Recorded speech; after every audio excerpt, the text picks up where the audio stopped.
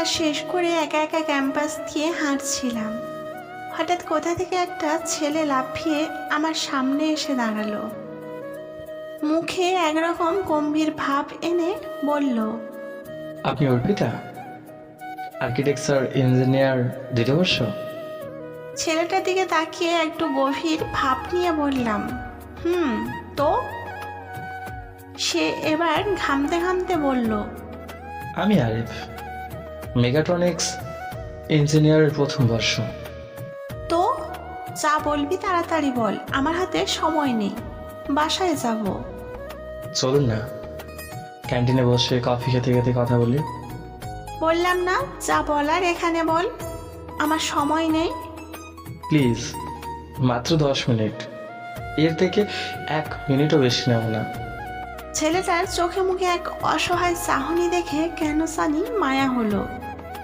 আর ওর চেহারার ভেতরেও এক অদ্ভুত একটা সরলতা। অনুরোধ ফেলতে পারলাম না, বললাম, ওকে, কিন্তু 10 মিনিটের বেশি না। ছেলেটা খুব খুশি হয়ে ক্যান্টিনে নিয়ে কফির অর্ডার দিল।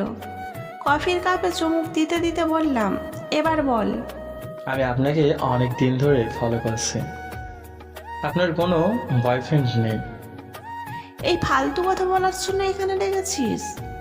না না, আসল কথাটা তো বলাই হয়নি। তাহলে তাড়াতাড়ি বল। আমার বহুদিনের স্বপ্ন, আমি আমার থেকে সিনিয়র একটা মেয়ের সঙ্গে প্রেম করব। আপনি কি আমার ইচ্ছাটা পূরণ করবেন? ওর কথা শুনে চমকে গেলাম। মানুষের অনেক ধরনের স্বপ্নের কথা শুনেছি, কিন্তু এরকম অদ্ভুত স্বপ্নের কথা এই প্রথম শুনলাম। আর আমি কেনই বা রাজি হব? কারণ আমি সত্যি সত্যি প্রেম করতে বলছি না, শুধু আমার সঙ্গে 5 দিন প্রেমের অভিনয় করবেন। এটা কখনো সম্ভব না। প্লিজ, মাত্র 5 দিনের জন্য।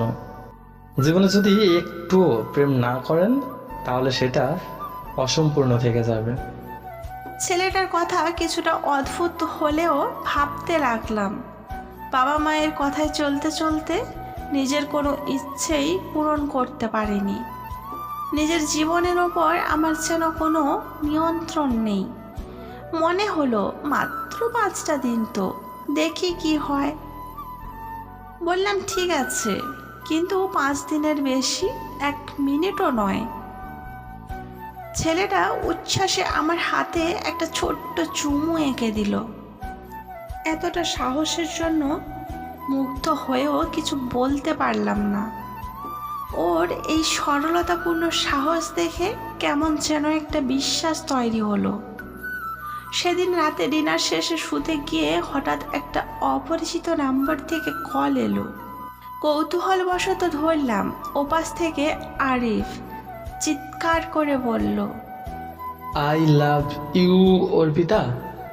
শুরু হলো 5 দিনের অভিনয়। প্রথম দিন ক্লাসের বাইরে দাঁড়িয়ে থাকা আরিফ আমার হাত ধরে রিকশায় উঠিয়ে নিল। তারপর সারাটা বিকেল রিকশায় ঘুরে বেড়ালাম। দ্বিতীয় দিন ওর সঙ্গে সিনেমা হলে মুভি দেখলাম। রাস্তার পাশে ভেলপুরি খেলাম। খেতে খেতে মজার মজার দুষ্টুমি করলাম। এই 5 দিনের প্রেম আমাকে জীবনে এক অন্য স্বাদ এনে দিল। আমি যেন সত্যি নিজের জীবনটা উপভোগ করতে শিখলাম। চতুর্থ দিন খুব সকালে আরিফ আমার বাসার সামনে হাজির। ও আমাকে নিয়ে গেল শহরের বাইরে, গ্রামের মতো একটা ছোট্ট জায়গায়। মেঠো পথ ধরে হাঁটতে হাঁটতে একটা শিউলি গাছের নিচে দোলনা সাজানো দেখতে পেলাম। আমার জন্য দোলনা বানিয়ে রেখেছে। দোলনায় বসে শিউলি ফুলের বৃষ্টিতে ভিজতে ভিজতে মনে হলো আমি পৃথিবীর সবচেয়ে সুখী মেয়ে। পঞ্চম দিন সন্ধ্যায় আরিফ পদ্ম নদীর ঘাটে সাজানো একটা নৌকায় আমাকে নিয়ে গেল। সেখানে ক্যান্ডেল লাইট ডিনারের মতো করে ইলিশ মাছ ভাজা আর মোমবাতি নিয়ে বসে পড়লাম দুজনে। মনে হচ্ছিল এই 5 দিনের প্রেম যেন আমার জীবনের সব শূন্যতা পূরণ করে দিল।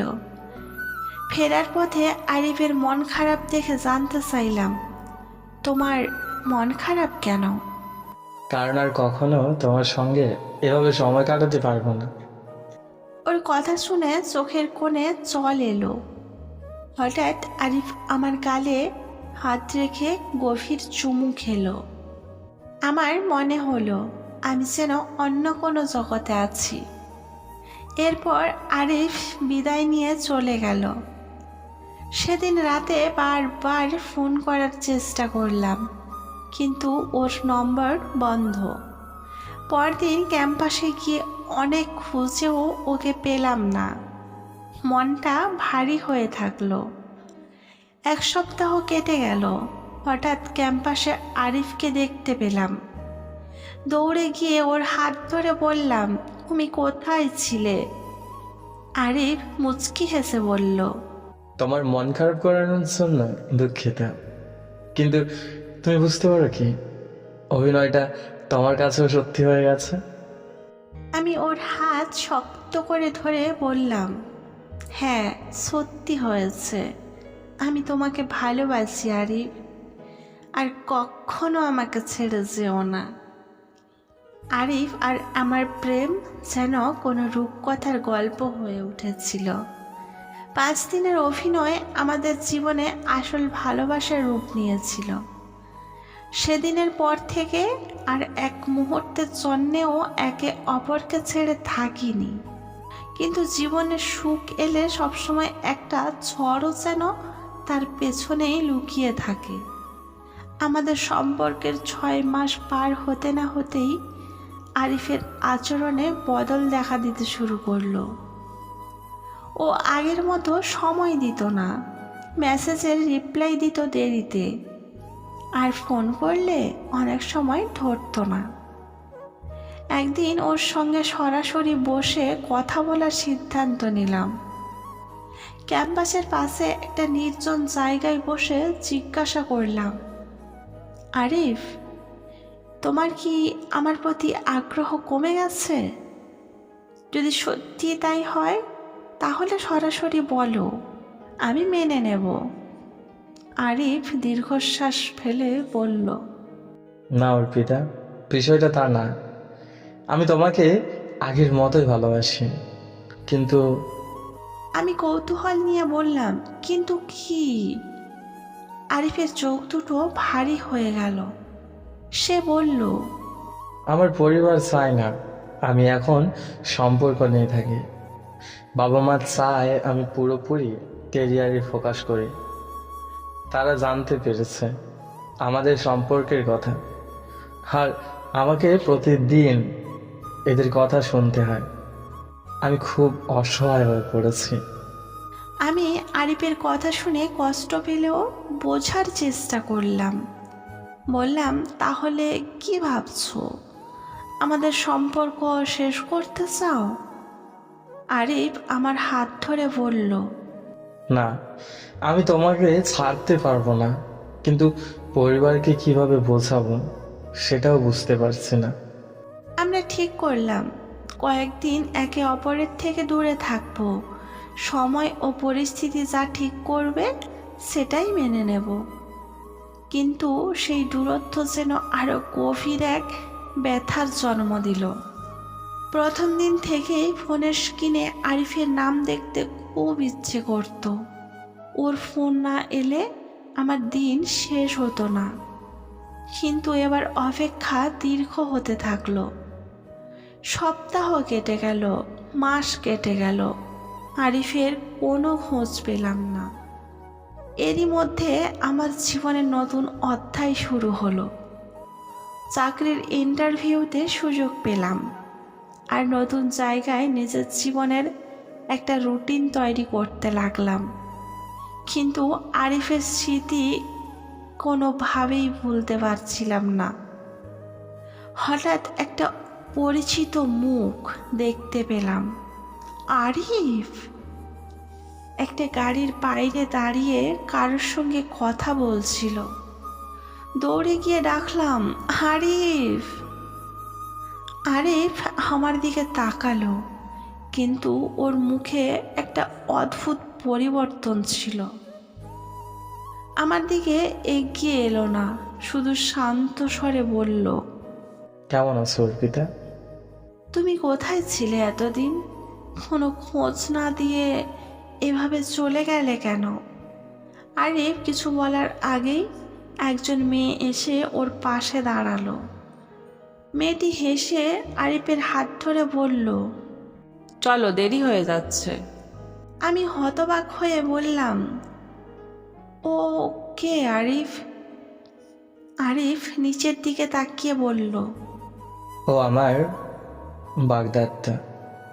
বাবা মায়ের ইচ্ছেতে এই সম্পর্কটা করতে হয়েছে। আমি জানি এটা তোমার প্রতি অন্যায়, কিন্তু আমি আর কিছুই করতে পারিনি। আমার পায়ের নিচে মাটি সরে গেল। এতদিনের অপেক্ষা, এত আশা, সব যেন মুহূর্তেই ভেঙে পড়ল। কিছু বলতে পারলাম না, শুধু তাকিয়ে রইলাম। আরিফ বলল, তোমার সঙ্গে কাটানোর সময় আমার জীবনের সবচেয়ে সুন্দর মুহূর্ত ছিল, কিন্তু কিছু সম্পর্ক জীবনের রূপকথা হয়ে থেকে যায়। ক্ষমা করে দিও। আরিফ চলে গেল। আমি সেখানেই দাঁড়িয়ে থাকলাম, মাথার ভেতর হাজারো প্রশ্ন, বুক ভেঙে যাওয়ার ব্যথা। কিন্তু তখনই ঠিক করলাম, জীবন এখানেই থেমে থাকবে না। আমি নিজেকে আবার নতুন করে গড়ব। সেই দিন থেকেই আমি নিজের জীবনের গল্প নতুন করে লিখতে শুরু করলাম। আরিফের স্মৃতি থেকে মুক্তি পেতে সময় লেগেছে, কিন্তু আমি বুঝতে পেরেছি নিজের জীবনের দায়িত্ব নিজেরই নিতে হয়। কোনো সম্পর্ক যদি আমাদের ভেঙে দেয়, সেটাকে কাটিয়ে উঠে আবার শক্ত হওয়াই আমাদের আসল জয়। বন্ধুরা, আমাদের গল্পটা যদি আপনাদের কাছে ভালো লাগে, আমাদের চ্যানেলটি সাবস্ক্রাইব করুন, পাশে থাকা বেল আইকনের অল ঘন্টিটা বাজিয়ে দিন। আর হ্যাঁ, একটা লাইক করে কমেন্টে জানিয়ে যাবেন কেমন লাগলো। আপনাদের একটা একটা কমেন্ট পেলে আমরা মোটিভ হই নতুন নতুন গল্প বানানোর জন্য। ধন্যবাদ।